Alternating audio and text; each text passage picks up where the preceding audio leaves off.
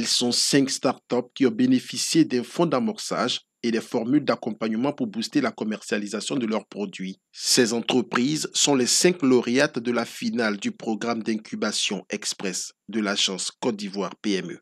La valeur ajoutée, c'est de pouvoir électroniquement payer les tickets avec un accès sur les lieux de transport ou d'événements. En même temps, on contrôle la température des personnes pour le Covid. Les 5 millions vont servir pour développer encore mieux l'application et acheter du matériel.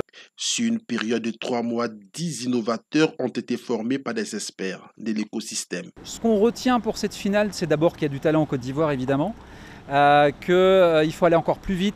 Ce programme qui s'inscrit dans le cadre de la mise en œuvre de la politique de promotion des PME vise à renforcer les capacités des entrepreneurs ivoiriens. Nous travaillons maintenant beaucoup plus avec le secteur privé, avec les entreprises et ça s'inscrit dans la logique de vouloir créer de l'emploi, améliorer de l'emploi existant aussi pour créer du travail décent.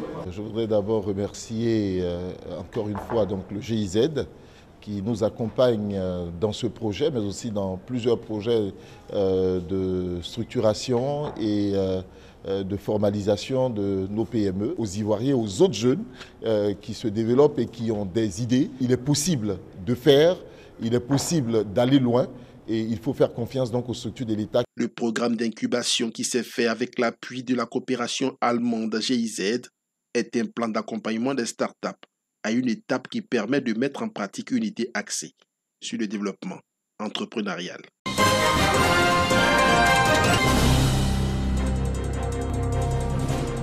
C'est connu.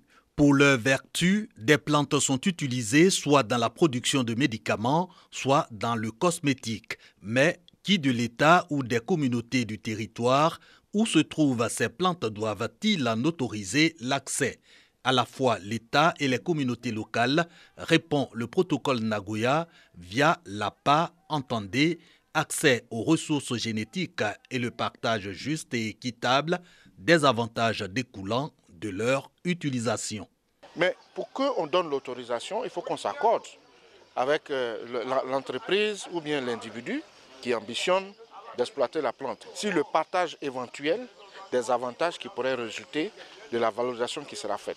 Les chefs traditionnels des régions sont donc mobilisés pour connaître les droits reconnus par l'APA à leur communauté. Détentrices des territoires, des plantes et des connaissances traditionnelles associées, seules habilitées à promouvoir et protéger ces connaissances, habilitées aussi à accorder l'accès à ces ressources. Seules également à s'accorder avec l'usager sur l'utilisation et les éventuels échanges qu'il entend faire des plantes. Nous avons des représentations non seulement au niveau régional, mais aussi au niveau de tous les villages. Donc s'il y a un message à passer, la Chambre est la structure la mieux indiquée pour faire la promotion de l'APA. Il existe au niveau international un centre d'échange. Et ce centre d'échange-là, il permet que ce permis qui est délivré, lorsqu'on rentre les informations, il devient un permis internationalement reconnu. Donc tous les pays qui ont ratifié le protocole voient qu'un permis a été délivré en Côte d'Ivoire. Comme ça, celui qui prend la ressource pour partir, quand il sera en train de faire des utilisations frauduleuses, ils font le retour au pays pour que les règlements de différends ou les procédures soient déclenchées à l'effet d'arrêter. Outre l'implication des communautés locales, l'initiative APA œuvre à la mise en place d'un cadre juridique et institutionnel, le partage juste et équitable des avantages qui découlent de l'utilisation des plantes. Il a l'appui technique et financier de la GIZ, la coopération allemande.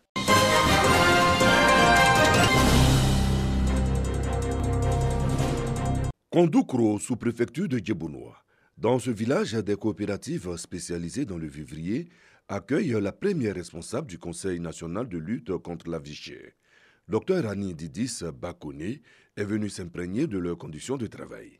De Kondoukro à Kwasiblekro, ces acteurs de la chaîne de production et de commercialisation rencontrent effectivement des difficultés.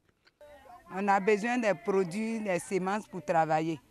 Nous n'avons pas un revendeur fixe. Je veux dire que le ministère n'est qu'à peut-être appuyer les producteurs pour qu'on puisse avoir local, pour ne pas que les autres là aussi envoient pour eux. À Diabo, les coopératives visitées exposent leurs souffrances. Les femmes sont exposées au soleil. nous avons notre marché qui est entre la carrière et la cimenterie.